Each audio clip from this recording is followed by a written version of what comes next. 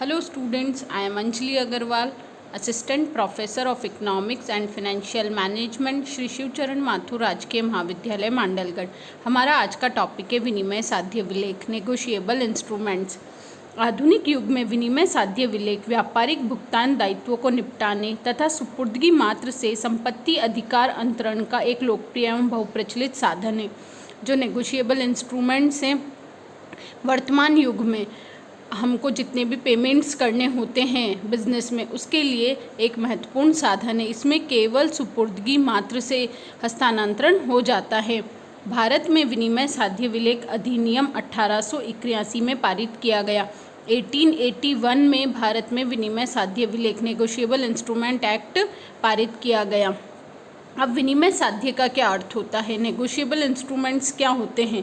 तो अगर हम साधारण बोलचाल की भाषा में देखें तो विनिमय साध्य विलेख का अभिप्राय एक ऐसे कानूनी दस्तावेज से होता है, यानी वो एक लीगल डॉक्यूमेंट होता है जिसका सुपुर्दगी मात्र से हस्तांतरण एवं उसका स्वामित्व संबंधित व्यक्ति को प्राप्त हो जाते हैं। यानी जिसके पक्ष में हमने लिखा है विनिमय साध्य विलेख, उसको वह सभी अधिकार प्राप्त होते हैं। इस प्रकार विनिमय साध्य विलेख का शाब्दिक अर्थ एक लिखित दस्तावेज है जो किसी व्यक्ति के हित में अधिकार उत्पन्न करता है एवं सुपुर्दगी के द्वारा हस्तांतरणीय होता है। भारतीय विनिमय साध्य विलेख अधिनियम 1881 की धारा 13(1) के अनुसार इस अधिनियम में विनिमय साध्य विलेख की एक परिभाषा दी गई है। एक विनिमय साध्य विलेख से आशय किसी प्रतिज्ञा पत्र यानी हमारा प्रॉमिसरी नोट, विनिमय विपत्र, बिल ऑफ एक्सचेंज अथवा चेक से है जिसका भुगतान आदेशित व्यक्ति को या वाहक को देय होता है। तो इसमें विनिमय साध्य विलेख के आपको प्रकार बताएं इस परिभाषा में कि प्रतिज्ञा पत्र जो प्रॉमिसरी नोट्स होते हैं, बिल ऑफ एक्सचेंज और चेक। वर्तमान में हम सबसे अधिक चेक का प्रयोग करते हैं भुगतान के लिए। तो चेक क्या है? एक नेगोशिएबल इंस्ट्रूमेंट्स है। ये परिभाषा एक संकुचित परिभाषा है, केवल ये बताती है कि चेक विनिमय विपत्र और प्रतिज्ञा पत्र विनिमय साध्य विलेख होते हैं। फिर आपको न्यायमूर्ति केसी विलिस के अनुसार विनिमय साध्य विलेख की परिभाषा दी गई है। उनके अनुसार विनिमय साध्य विलेख वह है जिसका स्वामित्व कभी किसी भी ऐसे व्यक्ति को प्राप्त हो जाता है जो उसे सद्भावना से अथवा मूल्य के बदले प्राप्त करता है, भले ही जिस व्यक्ति से उसने प्राप्त किया हो उसके अधिकार में कोई दोष हो। मैं ये आपको आगे समझाऊंगी। इसमें ये होता है कि विनिमय साध्य विलेख का जो धारक होता है वह हमेशा यथाविधि धारक होता है, होल्डर इन ड्यू कोर्स। मैं इसको आपको एक एग्जाम्पल के माध्यम से समझाऊंगी। थॉमस के अनुसार विनिमय साध्य विलेख वह होता है जो व्यापार के रीति रिवाजों तथा कानून के अनुसार विनिमय साध्य होता है, वह जिसका हस्तांतरण बिना उत्तरदायित्व व्यक्ति को सूचित किए सुपुर्दगी व बेनाम से किया जा सकता है। तो उपयुक्त परिभाषाओं के आधार पर हमने क्या विवेचन किया कि विनिमय साध्य विलेख एक लिखित दस्तावेज होता है, हमेशा इन रिटर्न होगा, जिसका भुगतान मुद्रा में किया जाता है, जिसका हस्तांतरण कानून या व्यापारिक प्रथा के अंतर्गत एक व्यक्ति से दूसरे व्यक्ति को किया जा सकता है। चेक, प्रतिज्ञा पत्र, विनिमय विपत्र, बैंक ड्राफ्ट, कोषागार विपत्र, हुंडी आदि विनिमय साध्य विलेख के ही प्रकार हैं। अब है विनिमय साध्य विलेख की आधारभूत विशेषताएं या लक्षण, कैरेक्टरिस्टिक्स ऑफ नेगोशिएबल इंस्ट्रूमेंट्स। आपने अभी विनिमय साध्य विलेख की परिभाषा देखी, तो उस परिभाषा के अंदर ही इसकी बहुत सारी विशेषताएं हमें लक्षित हो रही थी। जैसे फर्स्ट कि विनिमय साध्य विलेख हमेशा लिखित में होना चाहिए। आज चेक हैं, आज मैं एक आपको मौखिक बोल दूं कि मैं निम्न व्यक्ति को निम्नलिखित तारीख को 10,000 रुपये की राशि का भुगतान करूंगी, तो मौखिक में कही गई बात कभी भी कानूनी दस्तावेज नहीं बनती है। तो विनिमय साध्य विलेख एक लिखित दस्तावेज होता है। विनिमय साध्य विलेख हमेशा लिखित होना चाहिए, मौखिक नहीं। भुगतान की मौखिक प्रतिज्ञा या मौखिक आदेश को विलेख नहीं माना जा सकता। सेकंड है ट्रांसफर ऑफ टाइटल, स्वामित्व हस्तांतरण।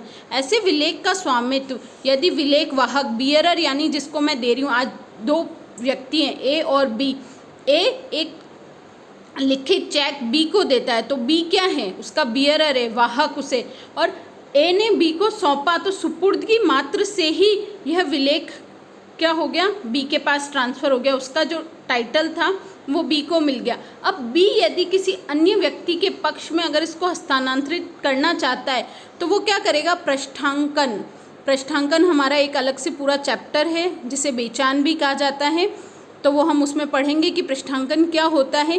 किसी भी जो विनिमय साध्य विलेख के मुख पृष्ठ पर या जो बैक होता है उस पर हम यदि किसी अन्य व्यक्ति का नाम लिखकर और हस्ताक्षरित कर देते हैं तो ये प्रक्रिया क्या कहलाती है, पृष्ठांकन कहलाती है।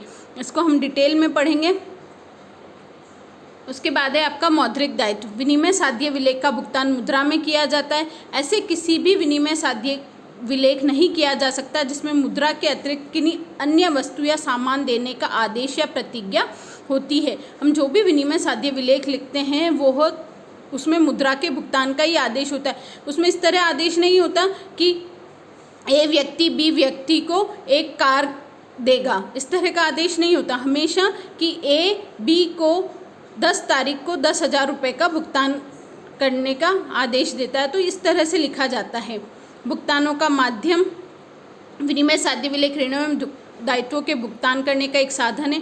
विनिमय साध्य विलेख हमेशा शर्त रहित होते हैं, अनकंडीशनल। आप इन पे किसी भी तरह की कोई शर्त ऐड नहीं कर सकते हैं। हस्तांतरणकर्ता के दोषों का कोई प्रभाव नहीं। ये बहुत इम्पॉर्टेंट चीज़ है, आपसे पूछा भी जाता है एग्जाम में कि यथाविधि धारक क्या होता है या हस्तांतरणशीलता और विनिमय साध्य विलेख में क्या अंतर होता है।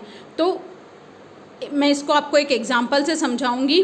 जैसे इसमें एग्जाम्पल दिया हुआ है, मोहन ने सोहन का चेक चोरी करके उसको राम को हस्तांतरित कर दिया। चेक क्या है, एक विनिमय साध्य विलेख है। अब मोहन ने क्या किया, सोहन का चेक चोरी करके उसे राम को हस्तांतरित कर दिया। मोहन ने वो चेक राम को दे दिया। अब राम को इस चेक की चोरी के बारे में कोई भी जानकारी प्राप्त नहीं थी। राम ने क्या किया, उसे सद्भावना और प्रतिफल के बदले प्राप्त किया। इसमें मेन 2 चीज़ें होती हैं यथाविधि धारक की। हमने सद्भावना पूर्वक, यानी हमें इस चीज़ की बिल्कुल भी जानकारी नहीं थी कि यह चेक चोरी का है, और प्रतिफल के बदले यानी राम और मोहन के बदले कोई बिजनेस ट्रांजैक्शन हुआ है जिसका भुगतान मोहन को राम को करना है। तो राम उस चेक का निर्दोष स्वामी होगा, भले ही मोहन का चेक दोषपूर्ण स्वामी का है। भले मोहन ने सोहन का चेक चोरी करके प्राप्त किया है, लेकिन राम इस चेक का निर्दोष स्वामी होगा क्योंकि राम इस चेक का क्या है, यथाविधि धारक है, होल्डर इन ड्यू कोर्स है। हस्तांतरण की सूचना देना आवश्यक नहीं होता है। और भी अगर हम इसकी अन्य विशेषताएं देखें तो विनिमय साध्य विलेख की जो हमने इम्पॉर्टेंट विशेषताएं देखी वह कि ये हमेशा लिखित में होना चाहिए, हमेशा हस्ताक्षरित होना चाहिए।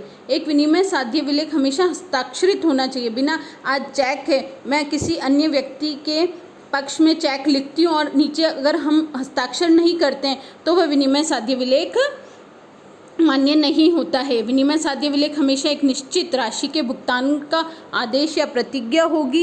यह हमेशा एक शर्त रहित आदेश एवं प्रतिज्ञा होगी। विनिमय साध्य विलेख में स्वामित्व का हस्तांतरण शीघ्र ही हो जाता है और जो धारक होता है उसे यथाविधि धारक के अधिकार प्राप्त होते हैं। तो ये कुछ विनिमय साध्य विलेख की महत्वपूर्ण विशेषताएं थी। अब है विनिमय साध्य विलेख की मान्यताएं। जो विनिमय साध्य विलेख अधिनियम है, मैंने बताया था नेगोशिएबल इंस्ट्रूमेंट एक्ट 1881, उसकी धारा 118 और 119 के अनुसार प्रत्येक विनिमय साध्य विलेख की निम्नलिखित मान्यताएं होती है। इसमें आपको फर्स्ट दिया गया है प्रतिफल के संबंध में। हम हमेशा यही मानते हैं कि प्रत्येक विनिमय साध्य विलेख के संबंध में यह माना जाता है कि वह प्रतिफल के बदले में लिखा गया है, स्वीकार किया गया है और पृष्ठांकन और हस्तांतरित किया गया है। नेक्स्ट है तिथि के संबंध में। विनिमय साध्य विलेख उस तारीख को लिखा हुआ माना जाता है जो तारीख विलेख पर लिखी होती है। इसका आपको एक एग्जाम्पल दिया हुआ है कि जैसे चेक पर 16 जनवरी लिखा गया था लेकिन भूल से उस पर 6 जनवरी लिख गया हो। यदि मैं 16 जनवरी लिखना चाह रही थी और मेरे से भूल से 6 जनवरी लिख गया हो तो वह चेक 6 जनवरी का ही लिखा हुआ माना जाएगा। स्वीकृति के संबंध में प्रत्येक विलेख को उसके लिखे जाने की तिथि के बाद उसकी परिपक्वता तिथि के पूर्व स्वीकार किया जाना आवश्यक होता है। यह स्वीकार की जो कंडीशन है यह हमारे प्रतिज्ञा पत्र में नहीं होती है, विनिमय विपत्र में होती है। क्योंकि विनिमय विपत्र क्या होता है? हाँ, विनिमय विपत्र एक व्यक्ति दूसरे व्यक्ति को आदेश देता है कि आप निश्चित राशि का भुगतान निश्चित तिथि को करोगे। तो जब तक सामने वाला व्यक्ति उसे स्वीकार नहीं करता तो वह मान्य नहीं होता है। तो परिपक्वता तिथि के पूर्व उसे स्वीकार किया जाना आवश्यक है। हस्तांतरण के संबंध में मांग पर देय विलेख को छोड़कर प्रत्येक विनिमय विलेख का प्रत्येक हस्तांतरण उसकी अवधि समाप्त पूर्व किया हुआ माना जाता है। कि मतलब जो उसकी परिपक्वता अवधि है, मतलब चेक पे जैसे मैंने डेट डाल दी है तो हम 3 महीने तक की अवधि तक ही वो वैलिड है। तो उससे पूर्व हम क्या करेंगे, उसका किसी के पक्ष में बेचान करना है तो हम उसको उसके पक्ष में बेचान कर देंगे। विधिवत स्टाम्प के संबंध में खोए हुए अथवा अन्य किसी प्रकार से नष्ट विनिमय साध्य विलेखों की विधिवत स्टाम्प लगी होने की मान्यता निहित है। अनादरण के संबंध में किसी अनादृत विलेख को प्रोटेस्ट कराने पर जब तक उसे असत्य सिद्ध न, अनादृत क्या होता है? जब हम चेक को भुगतान के लिए आप प्रस्तुत करते हो, डिसऑनर्ड हम बोलते हैं ना कि चेक अनादृत हो गया, यानी उसका भुगतान प्राप्त नहीं हुआ। भुगतान प्राप्त न होने के बहुत से कारण हो सकते हैं, अनादरण के बहुत से कारण हो सकते हैं। अब है विनिमय साध्य विलेख के पक्षकार। एक विनिमय साध्य विलेख में उसकी प्रकृति के अनुसार कई पक्षकार हो सकते हैं। यानी विनिमय विपत्र के अलग अलग पक्षकार होंगे, प्रतिज्ञा पत्र के अलग अलग पक्षकार होंगे, चेक के अलग अलग पक्षकार होते हैं। मुख्यतः जैसे मैं साधारण शब्दों में समझाऊं तो 2 पक्षकार, एक लेखक जैसे जिसने चेक लिखा है, जिसे पेमेंट करना है, और दूसरा जिसको पेमेंट किया गया है। तो ये तो 2 हो गए जिन्हें हम लॉ की लैंग्वेज में आहर्ता और आहर्ती कहते हैं। जैसे फर्स्ट है आहर्ता, ड्रॉवर। चेक अथवा विनिमय बिल के लिखने वाले अथवा निर्माता को आहर्ता कहते हैं, क्योंकि चेक और विनिमय बिल क्या एक आदेश है सामने वाले व्यक्ति को भुगतान का। और प्रतिज्ञा पत्र में लेखक होता है, क्योंकि प्रतिज्ञा पत्र में वह स्वयं प्रतिज्ञा करता है जिसे ऋण का भुगतान करना है। प्रतिज्ञा पत्र की लैंग्वेज कैसी होती है कि मैं ये प्रतिज्ञा करता हूँ कि मैं निर्धारित तिथि को निर्धारित राशि का भुगतान इस व्यक्ति को करूँगा, यानी इस तरह की प्रतिज्ञा होती है। तो प्रतिज्ञा पत्र में जो लिखता है उसको लेखक कहते हैं, और विनिमय बिल और चेक के लिखने वाले को आहर्ता या ड्रॉवर कहते हैं। आहर्ती विनिमय साध्य विलेख में जिसको भुगतान करने का आदेश या निर्देश दिया जाता है वह आहर्ती कहलाता है, यानी जिसको हम पेमेंट, तो चेक के संबंध में हम पेमेंट करने का आदेश किसको देते हैं? बैंक को। तो बैंक क्या हो गया? ड्रॉवी। स्वीकारक अथवा स्वीकारकर्ता, विनिमय बिल में जब आहर्ती बिल को स्वीकार करके स्वीकृत शब्द लिख देता, मैंने अभी बताया था कि विनिमय बिल को स्वीकार करना आवश्यक होता है, तो आहर्ती क्या कहलाएगा? स्वीकारकर्ता भी कहलाएगा। ड्रॉवी और एक्सेप्टर आपका सेम हो जाएगा। पृष्ठांकन करता, विनिमय साध्य विलेख को अन्य व्यक्ति के नाम बेचान करने वाला व्यक्ति क्या कहलाता है? पृष्ठांकन करता। इंग्लिश में बोलते हैं एंडोर्सर, जिसके पक्ष में मैंने क्या किया है? बेचान किया है। जिसके नाम विलेख, मतलब जो बेचान करता है वो कहलाता है पृष्ठांकन करता, और जिसके नाम में बेचान किया जाता है वह कहलाता है पृष्ठांकिती। ये अलग से चैप्टर में हम डिटेल में पढ़ेंगे। मैंने बताया ना कि किसी भी विनिमय साध्य विलेख के मुख पृष्ठ पर, यानी मेन, या कोई पर्ची हम उसमें जोड़ के या पीछे हम किसी व्यक्ति का नाम लिखकर अगर हस्ताक्षर कर देते हैं तो वो क्या होता है? वो विनिमय साध्य विलेख वो सामने वाले व्यक्ति के पक्ष में हस्तांतरित हो जाता है। तो इसमें 2 पक्षकार हो गए। पृष्ठांकन करता कौन होता है? जो पृष्ठांकन करता है, जो अपने हस्ताक्षर करता है और जिसके पक्ष में बेचान किया जाता है वो कहलाता है पृष्ठांकिती। आदाता, विनिमय साध्य विलेख में जिस व्यक्ति को राशि भुगतान प्राप्त करने अथवा करवाने का अधिकार होता है उसे आदाता कहा जाता है। पेयी। धारक, विनिमय साध्य विलेख अधिनियम की धारा 8 के अनुसार जिस व्यक्ति को विलेख को अधिकार में रखने या देय राशि का भुगतान प्राप्त करने का वैधानिक अधिकार होता है वह उसका धारक कहलाता है। और विनिमय साध्य विलेख का धारक हमेशा यथाविधि धारक होगा यदि उसने वह विनिमय साध्य विलेख 2 चीज़ें फुलफिल होनी चाहिए, एक तो सद्भावना और मूल्य के प्रतिफल के बदले प्राप्त किया हो। तो ये विनिमय साध्य विलेख के कुछ पक्षकार थे। अब आपके एक टॉपिक है कि विनिमय साध्यता और हस्तांतरणशीलता में क्या अंतर है। तो हस्तांतरणशीलता क्या होती है? हस्तांतरणशीलता की, हमने जैसे एक साइकिल है मेरे पास, वो मैंने किसी अन्य व्यक्ति को बेच दी, तो ये क्या हो गया, हस्तांतरण हो गया। अब विनिमय साध्य विलेख में हम विनिमय साध्यता नेगोशिएबिलिटी का यूज़ करते हैं। नेगोशिएबिलिटी में भी हस्तांतरण तो होगा ही, लेकिन जो हस्तांतरण करता है उसका यदि स्वामित्व दोषयुक्त है, लेकिन हमेशा धारक का स्वामित्व क्या होगा, निर्दोष होगा वो, और उसे यथाविधि धारक के अधिकार प्राप्त होंगे। तो मैं आपको समझाती हूँ। हस्तांतरणशीलता प्रत्येक विनिमय साध्य विलेख की एक सामान्य विशेषता है। हस्तांतरणशीलता के कारण ही एक व्यक्ति विनिमय साध्य विलेख को दूसरे व्यक्तियों को हस्तांतरण करता है। पर विलेख में विनिमय साध्यता के लिए 3 तत्वों का होना जरूरी है। पहला, स्वामित्व हस्तांतरण।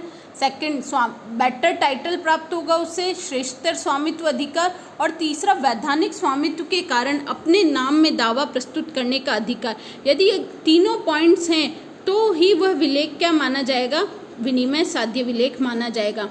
इन तत्वों के कारण ही हस्तांतरणी को हस्तांतरणकर्ता से श्रेष्ठ अधिकार मिलते हैं। ये विनिमय साध्य विलेख की एक बहुत इम्पॉर्टेंट हम बोले कैरेक्टरिस्टिक्स है कि हमेशा जो धारक होता है उसे क्या मिलता है, श्रेष्ठतर अधिकार, बेटर टाइटल। इसको एक एग्जाम्पल से आपके समझाया गया है कि मोहन अपने मित्र सोहन से एक साइकिल पूरा मूल्य देकर खरीदता है। सोहन ने मोहन से एक साइकिल खरीदी है पैसे देके, लेकिन बाद में उसे पता लगता है कि मोहन ने ये साइकिल क्या थी, चोरी की थी। चोरी पकड़े जाने पर सोहन को यह साइकिल उसके वास्तविक मालिक को लौटानी पड़ेगी, क्योंकि सोहन का उस साइकिल पर अधिकार मोहन के अधिकार से श्रेष्ठ नहीं हो सकता। अब भले उसने सद्भावना से प्राप्त की है, उसे पता नहीं था और मूल्य के प्रतिफल के बदले प्राप्त किए, फिर भी उसका अधिकार हस्तांतरण के अधिकार से श्रेष्ठ नहीं होता है। लेकिन यदि विनिमय साध्य विलेख है के संबंध में ऐसी स्थिति नहीं होती। यदि सोहन मूल्य प्रतिफल के भुगतान एवं सद्विश्वास से मोहन से कोई चेक प्राप्त करता है, जो चेक क्या है, मोहन ने कहीं से चुराया है, चेक चोरी का होने के बावजूद भी सोहन को उस पर क्या मिलेगा, यथाविधि धारक का अधिकार मिलेगा। क्योंकि विनिमय साध्य विलेख की विशेषता है, इम्पॉर्टेंट कैरेक्टरिस्टिक्स है कि हमें यदि सद्भावना और मूल्य के प्रतिफल के बदले हमने कोई धारक ने विनिमय साध्य विलेख प्राप्त किया है तो उसका अधिकार हमेशा हस्तांतरित के अधिकार से क्या होगा, श्रेष्ठ होगा। वह अपने नाम से वाद प्रस्तुत कर सकता है। तो ये तो एक मेन इम्पॉर्टेंट आपका हस्तांतरणशीलता और विनिमय साध्यता में डिफरेंस हुआ है। सेकंड है, जब किसी विलेख पर यदि नॉट नेगोशिएबल अविनिमय साध्य लिखा दिया जाए तो हस्तांतरणशीलता पर कोई प्रभाव नहीं होगा, हम उसको हस्तांतरित कर सकते हैं, लेकिन उसको बेटर टाइटल प्राप्त नहीं होगा। और अगर ये अहस्तांतरणीय लिख दिया जाए तो विलेख के हस्तांतरण का अधिकारी समाप्त हो जाता है। नेक्स्ट है आपके विनिमय साध्य विलेख के प्रकार, इम्पॉर्टेंट है। जो हमने विनिमय साध्य विलेख अधिनियम धारा 1881 के अनुसार परिभाषा देखी थी, उसमें भी ये प्रकार बताए गए। प्रॉमिसरी नोट्स यानी प्रतिज्ञा पत्र, जिसमें लेखक प्रतिज्ञा करता है कि मैं निश्चित तिथि को निश्चित राशि का भुगतान करूंगा। बिल ऑफ एक्सचेंज, जिसे हम विनिमय विपत्र कहते हैं। विनिमय विपत्र, चेक्स और हुंडीज, ये इसके अलावा डिमांड ड्राफ्ट्स और भी इसके टाइप्स होते हैं, लेकिन मेन इंपॉर्टेंट ये इसके 3 टाइप्स ही हैं, प्रॉमिसरी नोट, विनिमय विपत्र, बिल ऑफ एक्सचेंज, विनिमय विपत्र और चेक।